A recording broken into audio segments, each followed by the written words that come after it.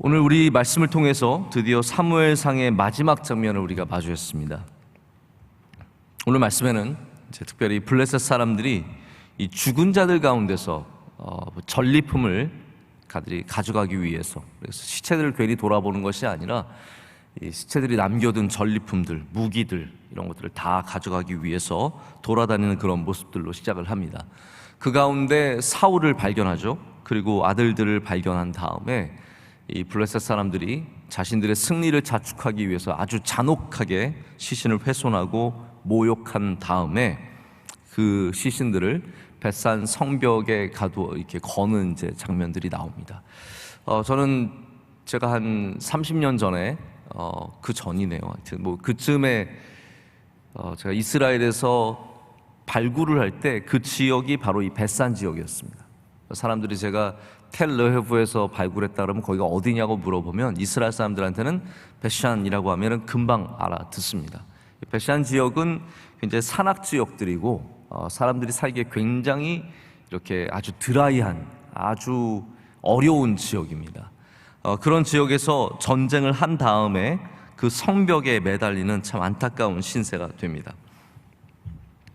그런데 그거로 끝나는 것이 아니라 이제 길르앗 야베스 사람들이 이 사울에게 받은 은혜가 있습니다. 제가 좀 이따 설명을 드리겠지만, 그래서 그 시신을 수습하기 위해서 장사들이 한 25km 정도 떨어진 그 지역으로 가서 시신을 수습하고 그 다음에 애도하는 장면으로 사무엘상 말씀이 맞춰집니다. 제가 길르앗 야베스 하니까 여러분 어디서 들어본 것 같지 않으십니까? 어디서 들어보셨을까요? 지난 주일 저녁에 우리 원로 목사님께서 이 육적인 사람들의 중요한 상징으로서 길르앗 야베스 사람들을 말씀하셨던 바로 그 사람들입니다.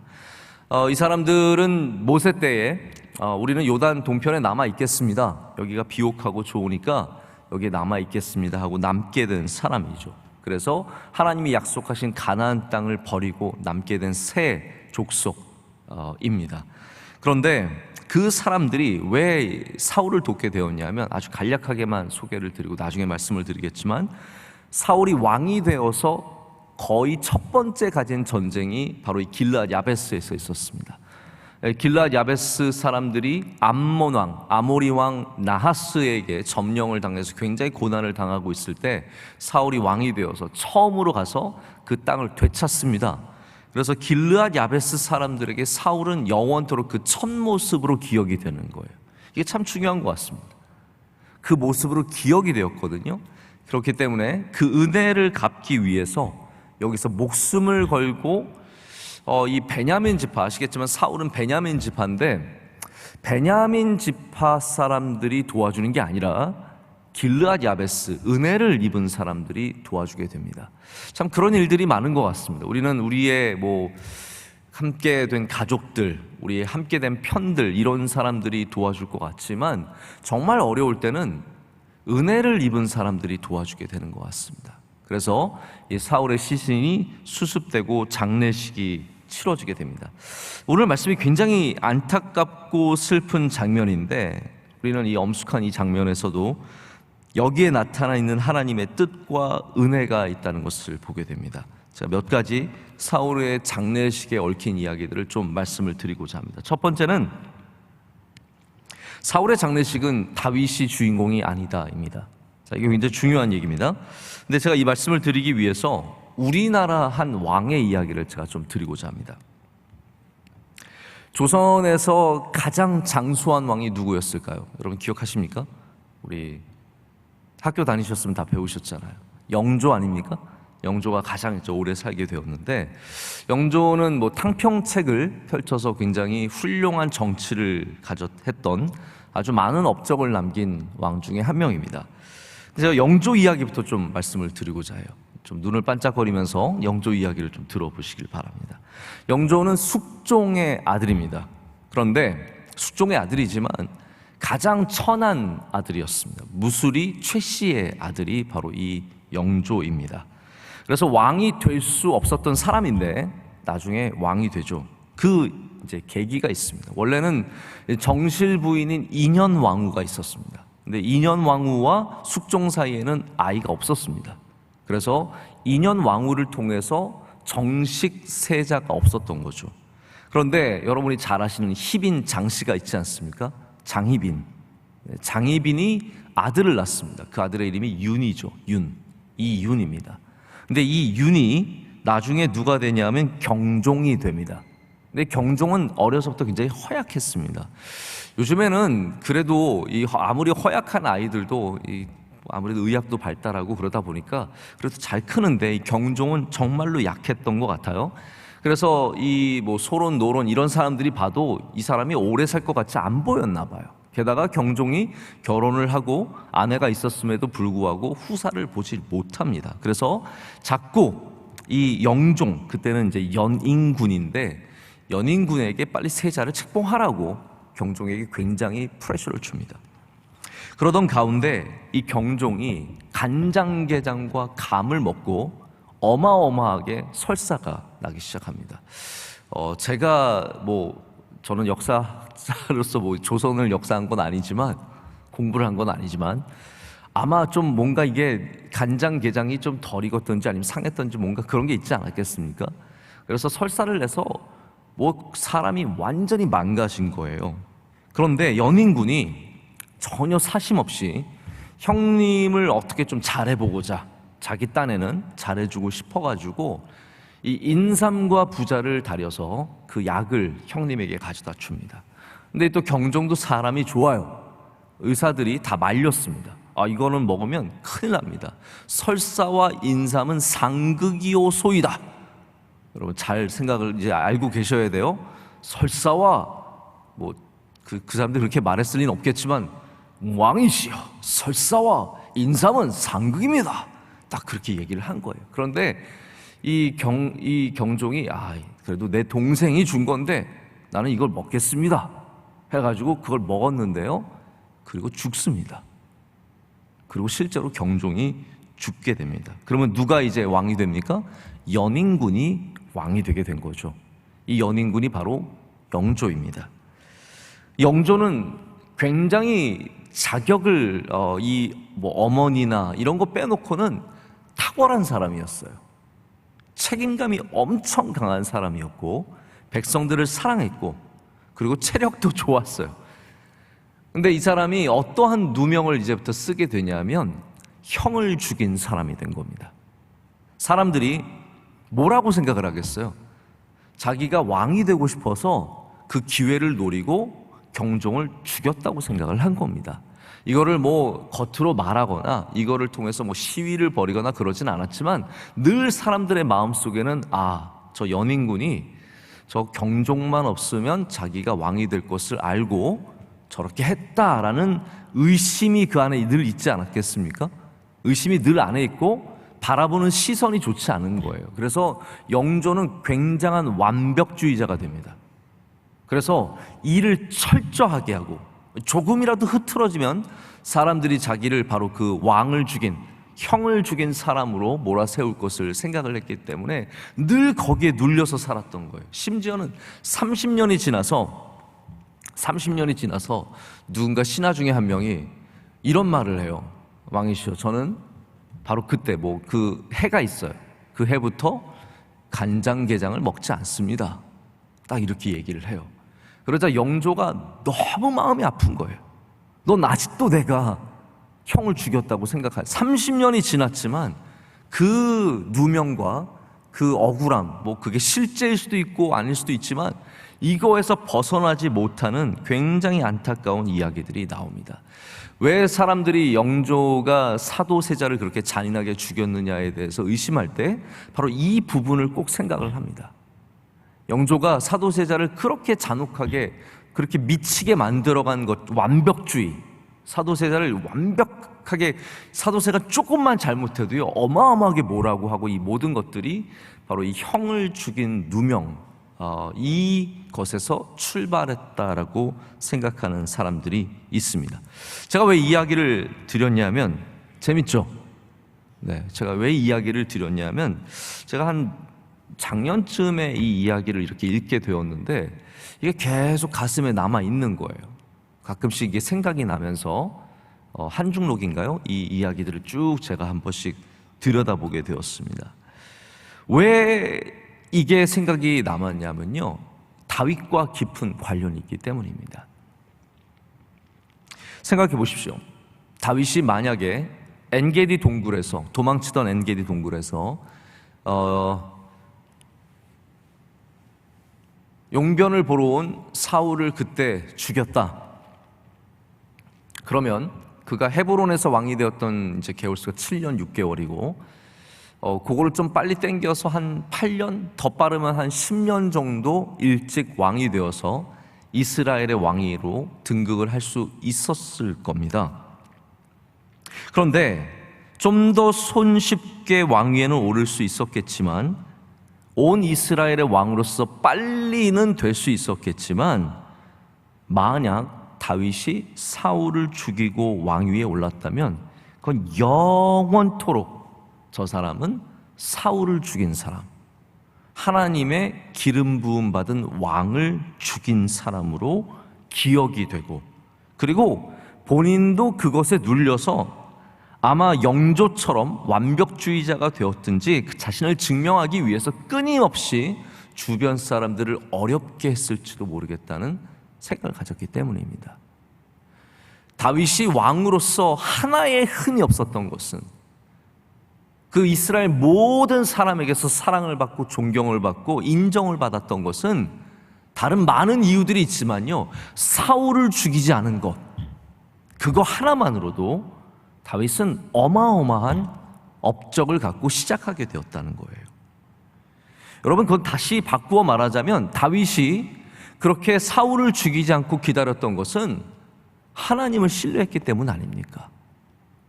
하나님을 신뢰하고 하나님을 믿는 사람은 바로 이와 같이 유혹들을 이겨낼 수 있고, 유혹들을 이겨내야 우리가 이렇게 눌리지 않는 삶을 살 수 있다는 겁니다. 물론 우리가 다윗을 봐도 그래요. 우리가 무찔러야 하는 적이 있습니다. 할렐루야. 자, 저 이거는 꼭 말씀드리고 싶어요. 무찔러야 하는 적이 있고 하나님께 맡겨야 하는 적이 있어요. 근데 이거를 분별을 하지 못하고 내가 다 쳐 죽이게 되면 결국 걔가 거기에 다시 다 눌리게 되어 있다는 거예요. 승리가 다 승리가 아니라는 겁니다. 그래서 오늘 장례식은 다윗이 가져온 장례식이 아니라는 겁니다. 사울 스스로가 불러낸 장례식이죠. 영적인 싸움에서는 승리를 해야 합니다. 할렐루야. 다윗도 블레셋과는 목숨을 걸고 싸웠습니다. 골리앗이 하나님을 모욕할 때 전혀 양보함 없이 가서 거기서 담대하게 싸우는 거예요. 하지만 보십시오, 하나님이 기름 부음 받은, 하나님 기름 부은 사람과는 싸우지 않습니다. 물러서고 참고 견디고 마침내는 내가 성취하는 승리가 아니라 하나님께서 하시는 승리를 맛보게 된다는 겁니다. 우리 그리스도인들은 하나님의 승리를 맛볼 줄 알아야 합니다. 내 승리만 단 게 아니라, 내가 이뤄낸 승리만 단 게 아니라, 내가 얻어낸 물질만 단 게 아니라 하나님이 주시는 은혜가 얼마나 단지를 알아야 돼요. 그래야 기다릴 줄 알고, 그래야 하나님을 의지할 줄 알게 되는 겁니다. 모든 성도들은 하나님의 일하심과 하나님의 선하심에 대한 확실한 사랑과 믿음을 가져야 합니다. 내가 하나님보다 앞서가지 않고 조급하지 않는 마음이 함께 필요합니다. 다윗에게는 이 모든 것들이 갖춰져 있는 거예요. 다윗이 갖추고 있는 것이 무엇입니까? 하나님의 역사하심을 신뢰합니다. 할렐루야. 그리고 사울이 왜 밉지 않고 섭섭하지 않았겠습니까? 다 미운 게 있고 섭섭한 게 있지만 믿음이 미움보다 커야 합니다. 저는 이거 굉장히 중요하다고 생각하는데, 믿음이 감정보다 커야 합니다. 감정이 믿음을 끌고 가면 안 되고요. 그래서 내 기분 좋으면 하나님께 막 와서 열심히 하고, 기분 나쁘면 하나님 버리는 그런 감정이 믿음을 끌고 가는 사람들이 의외로 많습니다. 기분 상하면 교회 탁 안 나와버리고 예배 안 나와버리고, 내 마음이 믿음을 끌고 가다 보면 그게 다시 말하자면 육이 영을 지배하는 거죠. 육적인 것이 영을 지배하다 보면 이렇게 잘못된 선택을 하기 쉽거든요. 근데 다윗을 보십시오. 왜 다윗이 감정이 없겠어요? 다윗도 다 감정이 있는 사람인데, 그런데 그의 믿음이 감정을 항상 끌고 가잖아요. 그러니까 미움이 있어도, 어려움이 있어도, 실망하고 좌절하는 순간이 있어도 그 믿음이 다시 자신을 일으켜 세우는 은혜가 있는 것을 보게 되거든요. 또 하나는 그는 조급하지 않았습니다. 나는 이미 기름 부음 받았고, 제가 지난 주일도 ABC 말씀드리지 않았습니까? 어노인팅부터 코로네이션까지, 이 기름 부음 받은 것부터 대관식까지 이게 너무 긴 거예요, 사이가. 이게 짧아야 기다릴 맛이 나죠. 생각을 해보세요. 약혼과 결혼이 길다고 생각을 해보세요. 누가 약혼을 한 다음에 결혼식을 15년 뒤에, 12년 뒤에 드립니까? 약혼하고는 바로 결혼, 요즘 약혼도 안 하잖아요. 바로 결혼하잖아요. 근데 하나님께서 기름을 부어주셨는데 이 긴 시간을 지나가는 것이 얼마나 조급하게 느껴질 수 있겠어요. 저는 항상 그렇습니다. 그렇게 생각을 합니다. 조급하면 망한다라는 생각이 있어요. 조급하면 망한다. 제가 목회를 저는 길게 하진 않았는데, 조급해서 아무나 갖다 쓰면 아무렇게나 된다는 걸 많이 경험을 해본 적이 있습니다. 하나님의 일꾼들도 자리가 차라리 빈 게 낫지, 그냥 저기 자리 비었으니까 아무나 채워놔 해서 그냥 아무나 갖다 놨다가 그 기관이 막 엉망이 되는 걸 제가 몇 번 경험하면서 절대로 하나님의 일은 조급하게 하면 안 된다.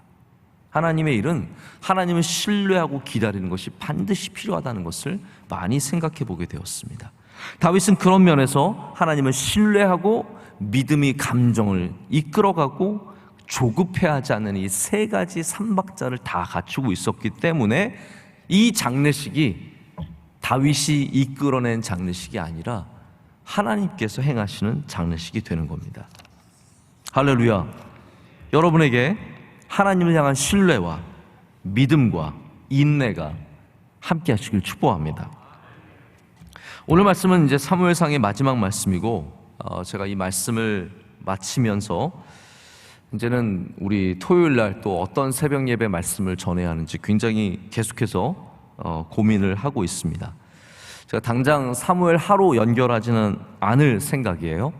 잠시 사무엘상을 마치고 멈추고 좀 우리 호흡을 가지면서 다음 말씀을 좀 준비를 하고 있는 가운데 있습니다. 사울의 장례식의 두 번째 말씀은, 이 장례식은 실패의 장례식이지만 하나님의 실패는 아니다입니다. 모든 실패가 하나님의 실패가 될 수 없습니다. 오늘 말씀을 읽다 보면 이제 사울의 죽음이 얼마나 안타깝습니까? 그리고 하나님의 이 종, 하나님의 백성이 진다라는 것이 참 어렵게 우리에게 다가올 때가 있습니다. 그래서 우리 그리스도인들이 승리를 거둘 때는 또 그렇다고 쳐도, 패배할 때 어떤 마음들이 있냐면, 왜 내가 하나님을 믿는데 라는 그런 항상 질문이 있는 것 같아요. 내가 하나님을 믿는데 왜 안 되고, 내가 이렇게 열심히 했는데 왜 이게 내가 그렇게 사랑했던 것이 안 되는가에 대한 그런 마음들이 있는 것 같습니다. 제가 사실 내일도 설교를 한 두 가지를 놓고 지금까지 계속 기도를 하고 고민을 하고 있는데, 하나는 승리와 패배에 대한 말씀이에요. 근데 패배라는 것이 우리가 목적지로 가는 과정에서 항상 그리고 반드시 경험해야 하는 일이라는 사실을 우리가 기억을 해야 합니다. 다시 말씀드리자면, 하나님의 계획 안에는 승리도 있지만 패배도 있을 수 있어요. 그리고 그 패배가 종점이 아니라는 사실을 알아야 되는데, 하나님께서 우리로 목적지로 가게 하는 그 과정 가운데 패배가 경험될 뿐이지 우리의 목적지가 패배는 아닐 수 있거든요. 아니거든요. 근데 많은 분들이 우리는 질 때마다 우리의 삶이 패배했다라고 생각을 하게 되는 것 같습니다. 여러 기업들이 기독교 가치를 우선으로 세우고 시작을 합니다. 그런데 그런 기업들 가운데 안 되는 기업도 있어요. 잘 되다가 갑자기 확 꺼져버린다든지, 아니면 애초부터 안 된다든지 그런 기업들이 있습니다. 그러면 사람들이 어떻게 생각하냐면, 마치 우리 기독교가 패한 것처럼, 우리 교회가 마치 진 것처럼, 우리 신앙이 마치 패배한 것처럼 생각을 한다는 거죠.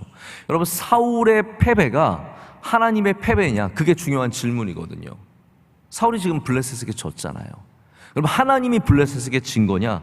전혀 그렇지 않다라는 거죠. 우리 수많은 운동선수들이 크리스찬입니다. 여러분께서 잘 아시겠지만 우리 국가대표 선수들 중에 크리스찬들이 어마어마하게 많습니다. 유명한 선수들 중에 크리스찬들이 굉장히 많습니다.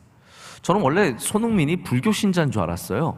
예전에 제가 분명히 이거 목주인가 그거 같은 거 하고 경기하는 거 본 것 같은데 언젠가부터 보니까 경기 킥오프를 할 때 이렇게 숨으로 기도하고 있더라고요. 누가 전도한 것 같아요. 근데 그 팀 안에 보면은 좋은 크리스천들이 있어요. 모우라로 가는 브라질 선수도 제가 보면 항상 기도하는 선수인데 누군가 전도를 했는지 뭔가 회심이 있었는지 아니면 처음부터 크리스천이었는지 손흥민도 크리스천이에요. 좋았는데 더 좋으시죠? 네. 우리는 또 크리스천이라고 하면 더 좋아하잖아요. 근데 손흥민이 여러분 맨날 이깁니까? 맨날 골 넣습니까? 아니잖아요. 손흥민이 골을 못 넣을 때도 있고 지금처럼 부상을 당할 때도 있고 그 팀이 완전히 패배할 때도 있어요. 그런데 손흥민이 믿는 하나님은 살아계신 하나님이며 할렐루야, 하나님께서 그를 인도하고 계신 것은 절대로 변하지 않는 사실입니다. 게임에 지고 이기고가 다 하나님의 승리고 하나님의 패배는 아니라는 거죠. 물론 그럴 때가 역사 가운데 가끔씩 있습니다. 그러나 하나님은 대부분의 게임들을 게임의 룰에 맡겨 놓으시고 우리로 하여금 그것을 열심히 뛰게 하십니다. 만약에 우리가 이기는 것만 승리고 하나님께 영광을 올려드리는 거라고 생각을 한다면 여러분 굉장히 모기 한 마리가 죄송합니다. 굉장히 어려울 수 있어요.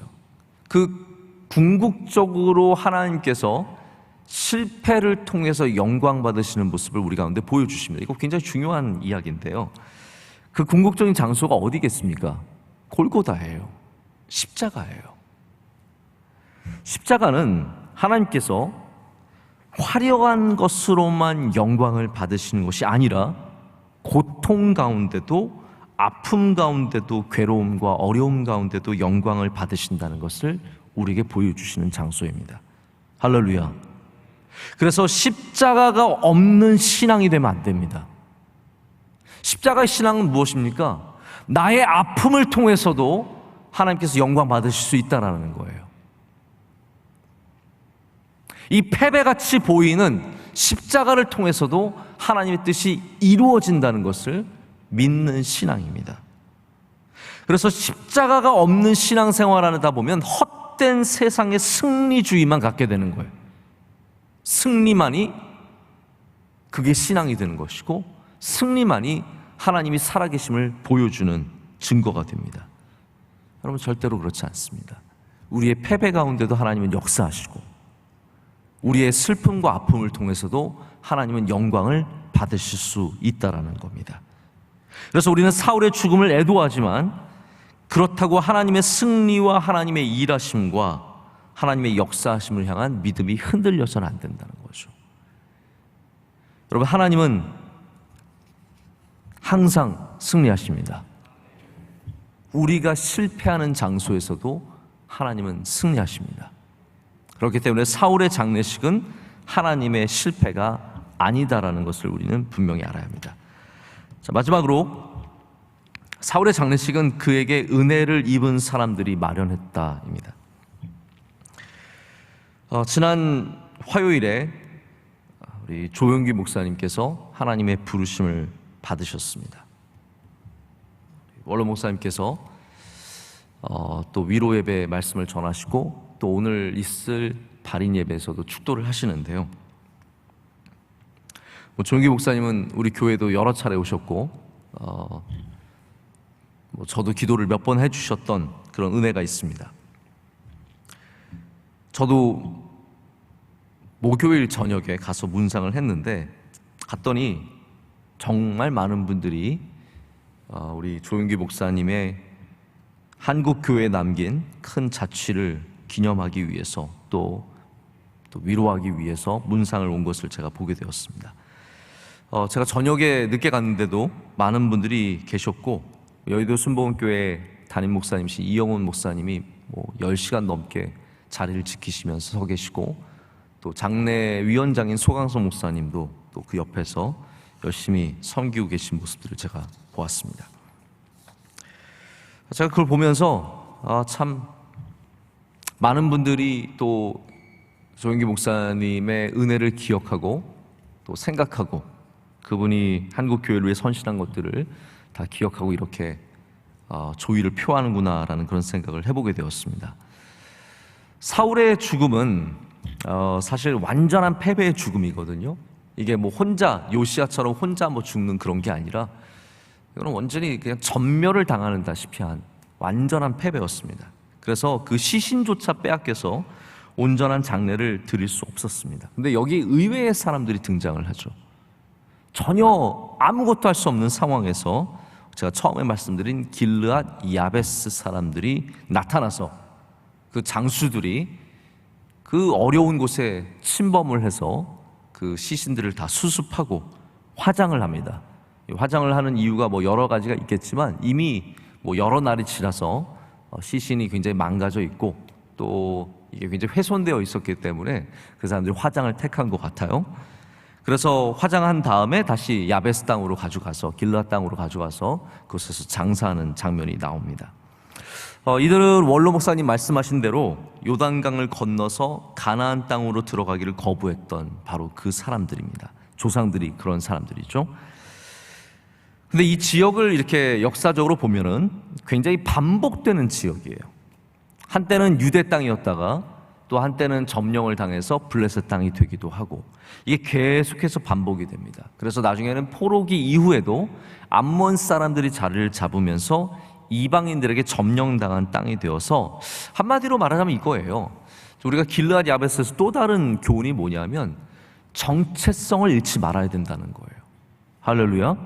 길르앗 야베스가 굉장히 문제가 있는 건 뭐냐면요, 이들이 비록 요단 땅에는 들어가지 않았어도 이스라엘 사람들이거든요. 이스라엘 사람들의 정체성을 지키고 살아야 되거든요.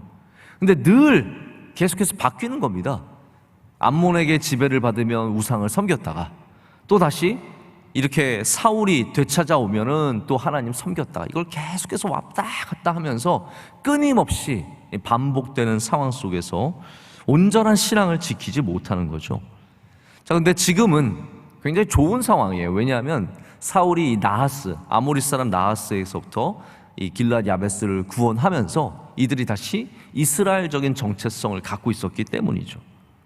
그래서 이들이 은혜를 아는 사람들로서 등장을 하게 되는 겁니다. 목숨을 걸고 사울의 시신을 회수하고, 그거 이 정도까지 할 필요 사실 없거든요. 그냥 그런가 보다 하고 넘어가면 되고, 또 군인들이 알아서 하면 되겠고, 아니면 다윗이 했을 거예요. 그런데 길르앗 야베스 사람들은 은혜를 잊지 않았다는 겁니다. 여러분, 이거 참 중요한 부분인데요, 남들이 알아서 할 수 있지만 은혜는 잊어서는 안 돼요. 정부가 알아서 할 수 있지만 은혜는 잊어서는 안 되는 거죠. 부모님이 알아서 할 수 있지만 은혜는 잊어서는 안 되는 거예요. 우리 형과 누나가 알아서 할 수 있지만 은혜는 잊어서는 안 된다는 거예요. 길르앗 야베스 사람들의 책임이 필요 없는 곳이지만, 은혜를 아는 사람들이 하는 게 뭐냐면, 내 책임이 아니어도 내가 은혜를 알기 때문에 은혜를 갚는 겁니다. 이게 길르앗 야베스 사람들이 마지막에 보여주는, 이 사울에게 보여준 장례식의 모습입니다. 덕분에 사울은 그가 하나님의, 이게 가장 사울의 어떻게 보면 귀한 업적이죠. 유일한 업적이라고 해도 과언이 아니에요. 왜냐하면 이때는 정상이었어요. 하나님께 부르심을 받고 그가 처음으로 정말 그 귀한 마음을 갖고 하나님께 순종하는 마음을 갖고 가져와서 얻어낸 승리입니다. 그래서 그가 하나님께 헌신했을 때의 업적이 그를 마지막에 잡아주는 겁니다. 저는 이 장면도 굉장히 중요한 것 같아요. 우리가 하나님께 헌신했던 그 순간들이 나중에 우리에게 은혜로서 돌아오게 되는 것이죠. 은혜를 입은 사람들이 은혜를 잊지 않을 때 우리가 받는 위로가 있습니다. 제가 요즘에 은혜에 대해서 많이 생각을 해보게 되거든요.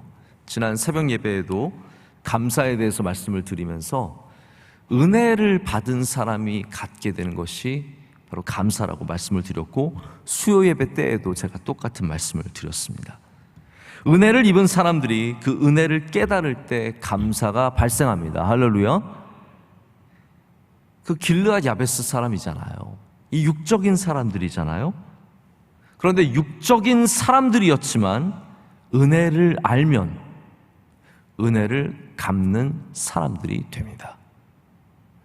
육적인 사람들, 하나님과 멀어진 사람들이었을지라도 은혜를 받고 은혜를 경험하고 은혜를 잊지 않으면 은혜를 갚는 사람이 된다는 거예요.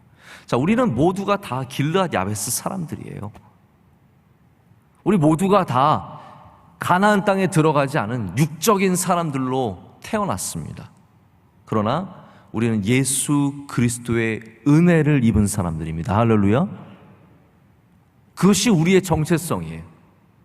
우리는 한때는 길르앗 야베스 사람들이었지만 예수 그리스도의 은혜를 힘입어 구원함을 받은 사람들입니다. 우리가 해야 될 것이 무엇입니까? 은혜를 잊지 않는 것입니다.